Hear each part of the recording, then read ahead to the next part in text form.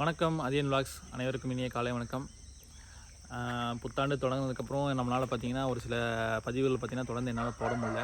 அதிகப்படியான வேலைகள் இருந்துச்சு. ஒரு கொட்டை கொண்டு அமைக்க வேண்டியதாக இருந்துச்சு. அந்த மாதிரி அது போக வெளியே வேலைகள் இருந்தங்காட்டி என்னால் பார்த்திங்கன்னா தொடர்ந்து பதிவுகள் போட முடியல. இனி அடுத்தடுத்து வர நாட்களில் பார்த்திங்கன்னா முடிஞ்சளவுக்கு அதிகப்படியான பதிவுகள் போடுறதுக்கு முயற்சி பண்ணுறேங்க. இந்த பதிவில் பார்த்திங்கன்னா நம்ம 2 விஷயத்தை பார்க்க போகிறோம். ஒன்று என்னோடய பண்ணையோட அப்டேட்டு. அதில் பார்த்திங்கன்னா என் பண்ணையில் பார்த்திங்கன்னா 2 விதமான ஒரு அப்டேட் வந்திருக்கு. ஒன்று பார்த்திங்கன்னா கிட்டத்தட்ட ஒரு 7 பட்டாக்கள் பார்த்திங்கன்னா நமக்கு தயார் நிலைக்கு வந்திருக்குங்க. அதாவது கூவிருச்சு. இப்போ நான் எல்லாமே போட்டு கட்டி வச்சுருக்கேன் எல்லாமே. இனி அதுலேருந்து பார்த்திங்கன்னா ஒரு 3 மாதம் நல்லா மேய்ப்பு கொடுத்து அதை தயார் பண்ணி அதுக்கப்புறம் ஒரு 3.5 கிலோ அந்த தரத்துக்கு கொண்டு வரலாம் அப்படிங்கிற ஒரு திட்டத்தில் இருக்கேன். இப்போது அதனோட எடைகள் பார்த்திங்கன்னா ஒரு 2 கிலோ டு 2.5 கிலோ அந்த ரேஞ்சில் பார்த்திங்கன்னா ஒவ்வொன்று இருக்கும். ஒரு சிலர் பார்த்திங்கன்னா உங்களுக்கு 2.5 கிலோக்கு மேலேயே வந்திருக்கு. அது ஒரு நல்ல ஒரு முடிவை கொடுத்துருக்கு வெளிப்படையாக சொல்லப்போனால். ஏன்னா அந்தளவுக்கு நம்ம தீவனங்கள் பார்த்திங்கன்னா நல்லா சத்தான தீவனம் கொடுத்துட்டே இருக்கும். கம்பு, மக்காச்சோளம், ராகி, அது போக பார்த்திங்கன்னா உங்களுக்கு தண்டுகள், வாழைத்தண்டு, வாரமானால் பார்த்திங்கன்னா மீன் கழிவுகள், அந்த மாதிரி நிறையா தொடர்ச்சியாக கொடுத்துட்டே இருக்கும். அதனால் இதுக்கு முன்னாடி இருந்ததை விட இப்போ கிடைச்ச முடிவுகள் பார்த்திங்கன்னா உண்மையாகவே திருப்தியாக இருக்குது.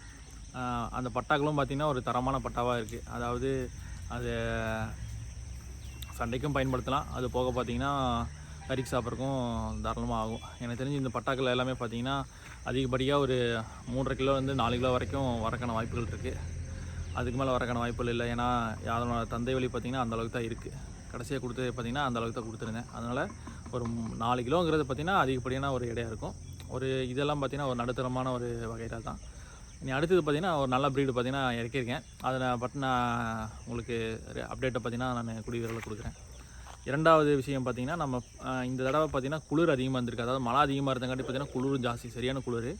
நம்ம கிட்டத்தட்ட ஒரு 5 கோழிகள் பார்த்திங்கன்னா அடை வச்சுருந்தோம். 5 கோழிகளில் பார்த்திங்கன்னா ஒரு 55 முட்டை பக்கம் அடை வச்சுருந்தோம். ஆனால் பொரிப்பு திறன் பார்க்கும்போது பார்த்திங்கன்னா ரொம்பவே கம்மியாகிடுச்சு. அதாவது ஒரு 23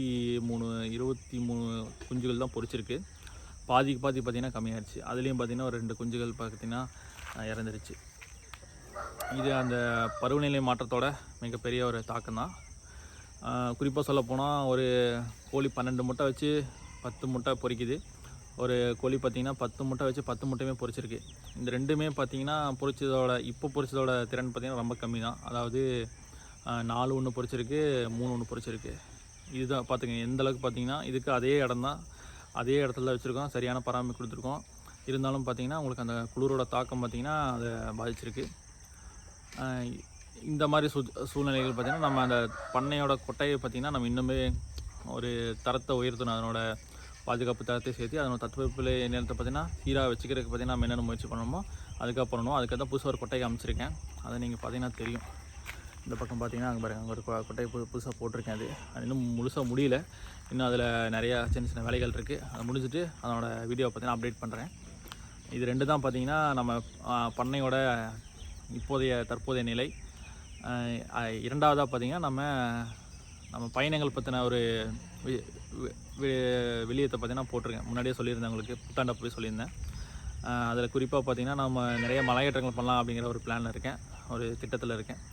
அதனோட முதல் பயணமாக பார்த்திங்கன்னா அதனோட அப்டேட்டை பார்த்திங்கன்னா உங்களுக்கு கூடிய விரைவில் கொடுக்குறேன். அதனோட அப்டேட் கண்டிப்பாக உங்களுக்கு பிடிக்கும். அந்த மாதிரி பார்த்திங்கன்னா ஒரு சவாலான மலைகள் தான் தேர்ந்தெடுத்து வச்சுருக்கேன். அந்த மலைகள்லாம் பார்த்திங்கன்னா இந்த வருஷத்தோட இலக்கெல்லாம் வச்சுருக்கேன். அதுபோக குறிப்பிட்ட வரலாற்று சிறப்புமிக்க இடங்கள் பார்த்திங்கன்னா நம்ம பதிவு பண்ணலாம் அப்படிங்கிறதுக்காகவும் திட்டங்கள் வச்சுருக்கேன். இதெல்லாம் பார்த்திங்கன்னா இனி வரக்கூடிய பதிவுகளில் நீங்கள் கண்டிப்பாக பார்ப்பீங்க. கண்டிப்பாக உங்களுக்கு பிடிக்கும்னு நான் நம்புகிறேன். என்னோடய சேனல் உங்களுக்கு பிடிச்சிருந்துச்சு அப்படின்னா லைக் பண்ணுங்கள், ஷேர் பண்ணுங்கள், கமெண்ட் பண்ணுங்கள், மறக்காம சப்ஸ்கிரைப் பண்ணிக்கோங்க. பக்கத்தில் இருக்க பெல் ஐக்கான் கிளிக் பண்ணிக்கோங்க. அப்போ தான் நான் அப்புறம் ஒரு வீடியோ நோட்டிஃபிகேஷன் உங்களுக்கு வரும். நன்றி, வணக்கம்.